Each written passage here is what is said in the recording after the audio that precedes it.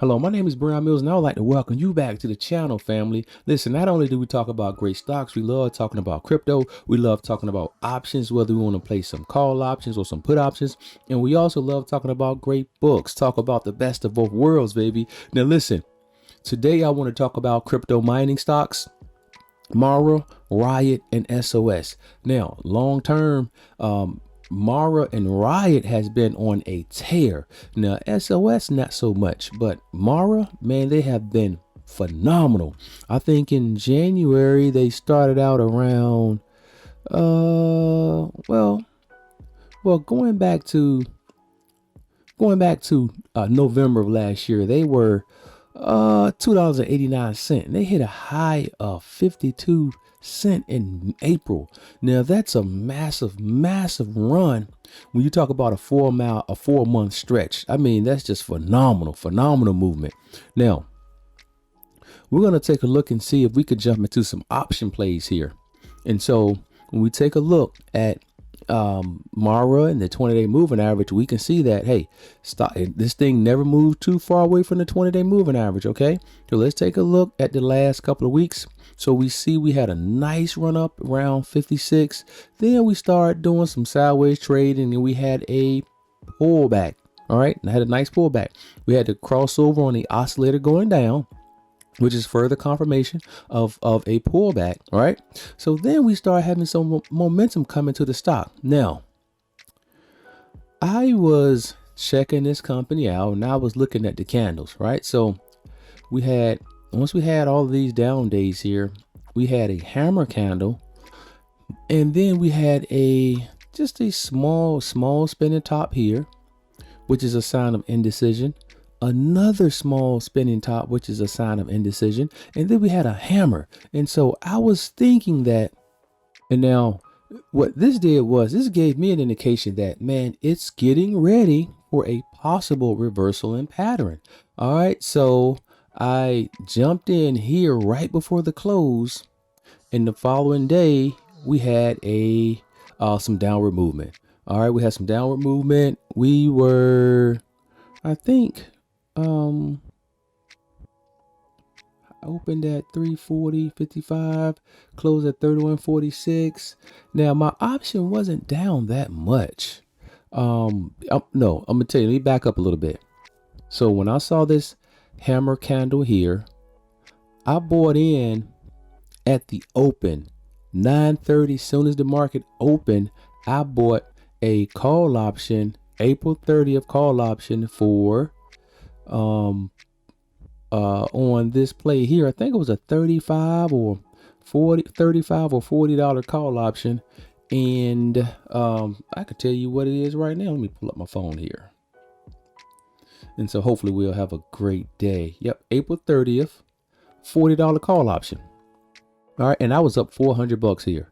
So I lost some money that day. I was up again. I was up slightly on this day, and I came back down. So I'm kind of flat here. So hopefully we could get up a couple dollars this week, and hopefully I could get back to that $400 so I can cash out and look for other opportunities. But again, long term, now, it may be a great opportunity for a option expiring a couple of weeks from now, because we have the momentum coming in.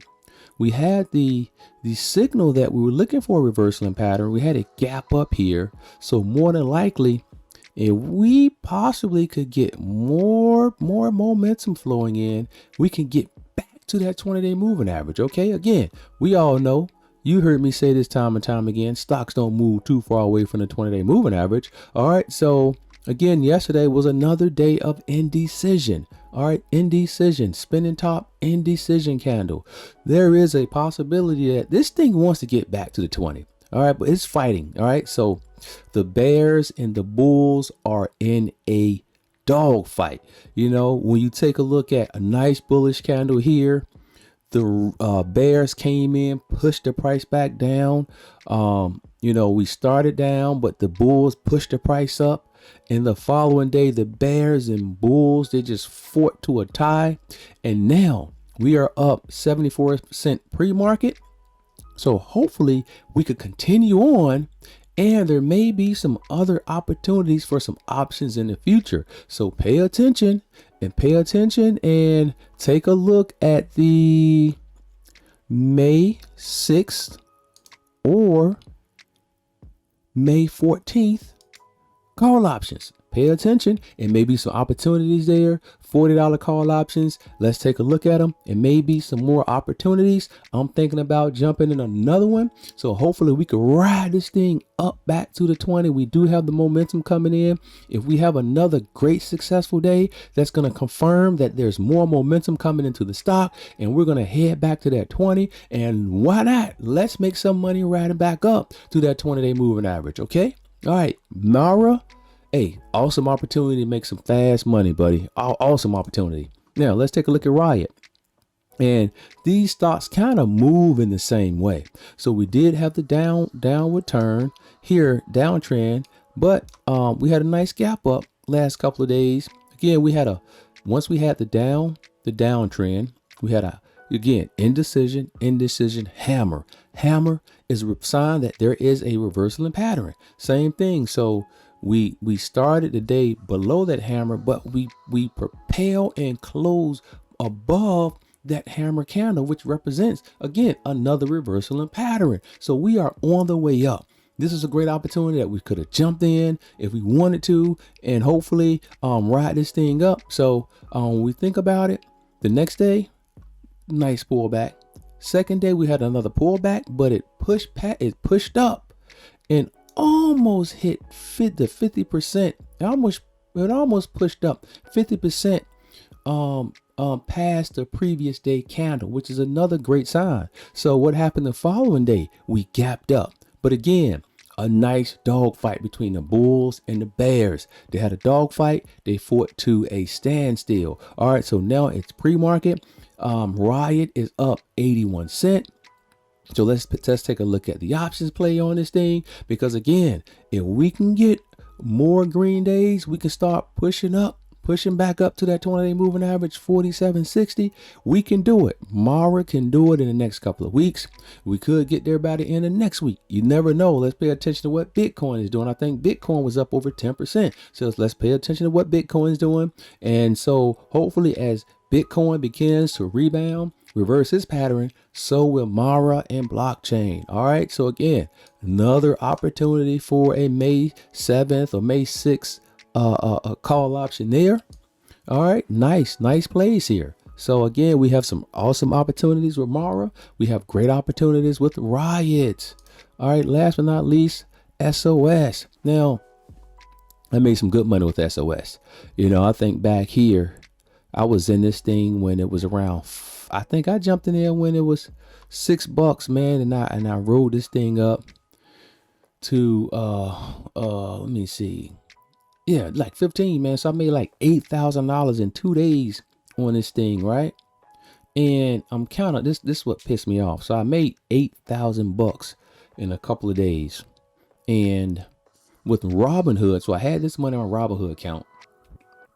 Robinhood, you can't trade until 9 a.m. So I watched SOS in the after hours drop.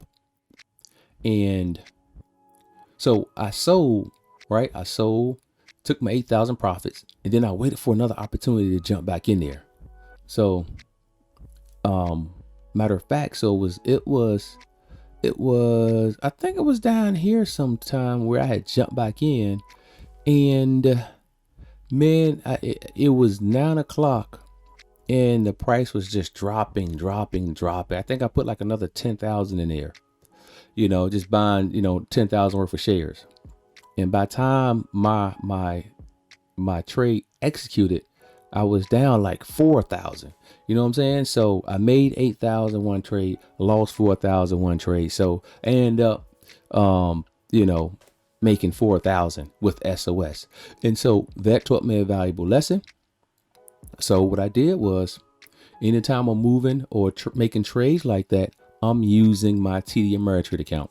So I withdrew most of the money from my Robinhood account.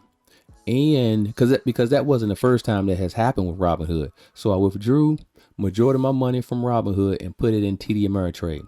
All right, so I had TD Ameritrade when it was Scottrade back in 2007. But I liked Robinhood because it was free. And at the time, TD Ameritrade, which was Scottrade, was charging $7 per trade. So now TD Ameritrade is free. But if you place in, they do charge for penny stocks. So OTC stocks, they do charge for OTC stocks. So now my Robinhood account is strictly long-term plays. So every week I have some automatic buying of certain stocks. So I think I'm just going to keep that Robinhood account. Think about just deleting the account and set it up where I transfer money weekly and I buy certain stocks weekly and then check back in about 5 or 10 years. That'll be my 10-year-old son's trading account. All right. So that's what I'm thinking about doing Robinhood. All right. But again, SOS, going back to SOS, man. So we're looking at it right now and I don't see from a daily time frame where it's possible that we could place a trade. Now, again, if we get a nice candle that open and closes above the 20, I mean, we could ride that thing out. All right. So it may be an opportunity for a $5 call option, $5 or $6 call option. If we get a candle that opens and closes above this 20-day moving average. And then once we do that, for example, if you get a $6 call option for that's expiring May 16th and it's $1. So once we buy for $1, so we buy one contract for $1, that's $100. So we immediately set our stop. So we set our stop order at 85 cents. So that's 15%. So if it do fall to 85%, it automatically executes the sale. And then that limits or minimizes your losses. Okay. So as of right now, I'm chilling. I don't see anything I should be doing with SOS at the time, but I do like Riot. I do like MARA. They present great opportunities today. So I hope this video added some value to you. May 6th, May 13th, call options, looking at the $40 call option. I think it may be some great opportunity there. Hey, listen, if this video added some value to you, hey, please leave a like, hit the subscribe button, and keep coming back for more wealth building information. Peace.